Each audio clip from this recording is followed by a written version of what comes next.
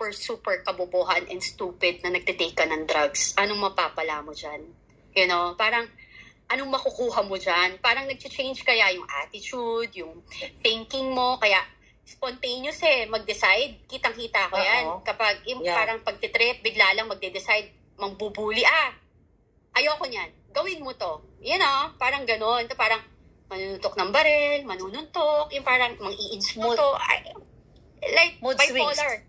Mood swings, bipolar disorder, parang ADHD na malala, hindi ko alam. Nothing against praning. ADHD Pero I mean, praning. Super praning. Pinagsama-samang iba't ibang klaseng mental illness. Yes, so it's not really good. Parang, hindi, you know, I've been in that relationship for 10 years. Nagbago siya nung kami. Kaya nga feeling ko, kaya ayaw nila sa akin. Kasi, nung naging kami, talagang huminto siya. Tapos, once in a while, umiinom siya. Tapos, once in a while, then pag huli ko, na titigil siya. Kasi may mga code din sila dyan eh. Code. Teka muna, code. So, may code sila sa pulburon? Yes, meron. Yeah. Iba-iba. So, yung isa, t-shirt. White shirt, ganyan. So, ano yung white shirt? Polvoron. Kunwari, kunin mo yung 20 na white shirt, ganon. Ako kasi, because 20 na white shirt, like 20 sachet, grams. 20 grams. 20 grams, whatever. 20 grams na cocaine. Whatever na nila. So, parang, kasi ako, meron akong parang may listahan din ako ng mga code kung paano sinasabi yan. Kasi nga, image consultant ako. Mo yung mga code. Oo. So, parang kailangan ko malaman yung mga ganyang bagay. 'Di ba? Para at least alam ko rin. And I'm very careful. Kasi nga, may sakit din siya. Siyempre, pag mahal mo yung tao, 'di ba? Ayaw mo naman mamatay agad. Hello, hindi ka mapumunta doon para, 'di ba? Yeah. Alam mo yun? So, sabi mo kanina na somehow nagbago yung ex-partner mo, si Tony Boy Florendo. So, pag sinasabihan mo ba siya, mapunta muna tayo dun sa kanya, no? Pag sinasabihan mo ba siya na you have to stop that kasi it's not good for your body, ano yung reaction niya sa'yo? Yung una nagagalit kasi siya. Yung parang, syempre, alam mo, you cannot teach old dogs new tricks, right? New tricks, yeah. Diba? Parang, ako, I guess, you know, parang I always kill him with kindness. Kasi, to be honest, hindi kami nag-aaway niyan. Never kami nag-aaway niyan. Mag-aaway lang kami because of other people but not because of us. Kunwari, like ako, I'm very protective kasi yung rules namin, hindi ako makikialam sa family, business niya, sa friends niya. Hindi rin siya pwede makialam sa family, friends, and pero yung business ko, friends ko, nakikialam siya. Pero, alam mo yun, pero kasi, you know, di ba yun na nga, pag matanda ka kasi, number one, may insecurities ka na, syempre, mas bata ako. Di ba? 25 years yung gap namin eh.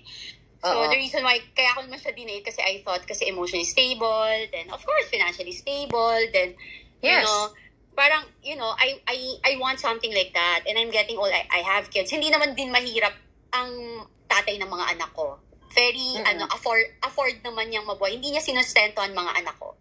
Just for clarification. So, maayos yung buhay ng mga anak mo, okay? Yes, very, very. Okay, so, dahil, you know, ang mga kaibigan ng ex-partner mo, ito nga sila Marcos Jr., sila Lisa, and sila Lagdameo, right? Oo. So, matatandaan mo ba kung ilang beses kayong nakasama sa party si Lisa at saka si Marcos Jr.? O matatandaan mo ba? Mabibilang mo ba sa kamay mo? Parties, birthdays? Actually, konti lang, 5. Parang acquaintance lang, daan, yung ganon. Diba? Yun lang. Pero yung si Lagdameo, kasi pamangkin siya ni Tony Boy. Nakakasama naman. So, mabait sila sa akin before. Mabait sila sa akin before. Pero for sure ngayon, by the way, mga kababayan, bago ko in-interview si Miss Cathy, di ba sabi ko sa'yo, hindi ka ba natatakot na ma-associate ka sa akin? Kasi may death threat ako. You know, may death threat ako, maraming fabricated crime against me. Sabi ko, hindi ka ba natatakot? Sabi ko po, mga kababayan, I'm worried for you na baka harasin nila, gurgurin nila. So gusto ko sabihin mo muna sa kababayan, why made you decide na magpa-interview kay Maharlika? like, to be honest, parang I stopped watching politics and listening to it. Okay? Then I came back from the States last November. So, masama rin yung experience ko. Kasi like, we have a property in San Francisco. Tapos parang I thought, regalo sa akin, everything. Then we trusted another friend niya, which is the brother-in-law of Inigo Sobel. Okay, na pinangalan namin yung half of the property sa kanya. So, nung naghiwalay kami, but you know, you want to na maghiwalay kayo ng tama, right? Parang, syempre may pinagsamahan kayo, kaya nga ako, parang naghiwalay kami, kahit na anong pambababoy nila sa akin, paninira nila sa akin, siguro nagsalita lang ako 3 beses, then I choose not to say anything, kasi I realize, you know, minahal ko yung tao. And it's sad lang din, kasi yung ganun na age, tapos I thought, ipoprotect niya ako. Kasi ako, alam talaga yan ng tao yan. I post him in Facebook, I protect him, I defend him, like literally. Then I realized, nung ako na yung nagkakaproblema, hindi niya ako dinidepensahan. Then I feel so alone. To the point na yung kaya kami naghiwalay, may nagsasabi na nilalaki ako and everything. Lahat na, same. Like, lahat ng pambabato. Yes. Parang katulad lang sa akin yan. Yeah, it's, you know, apparently, it's a narcissist thing. It's like a drug addict or addiction. Yung pag nag-use ka ng drugs, side effect din yan. So, hallucination, parang, tamang hinala. Yeah, at saka ano yan unahan yan sa kanila. Yung style, I've seen. I know the style. Parang, hindi sila lalabas. Parang, they will use people to defend them.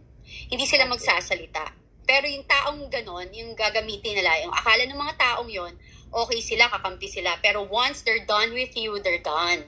So, syempre, you know something from them, sisirain ka nila, bababuyin ka nila, parang wala ka na. Tapos tinatanong mo ko kung hindi ba ako natatakot. You know what, Maharlika, I only live once. Diba sabi mo nga, and sila rin nagsasabi, they only live once. So, let's do it right.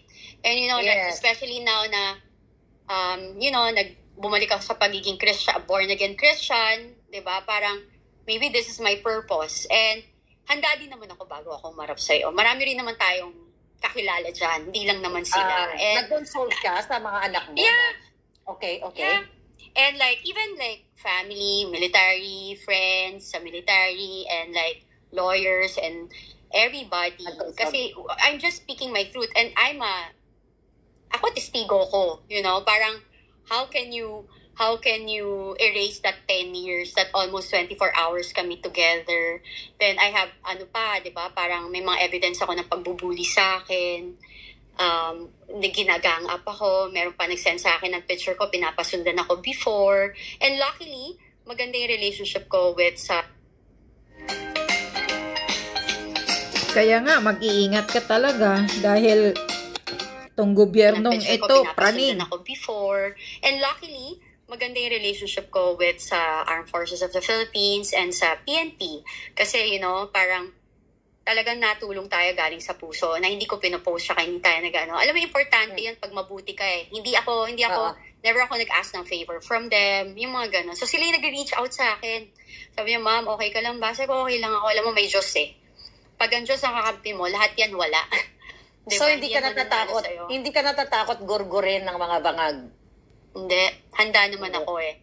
Alam mo, Marika, before ko to gawin, lahat to, as in, siguro meron ako sinabi sa USB ko, mga 150 USB pinamigay ko.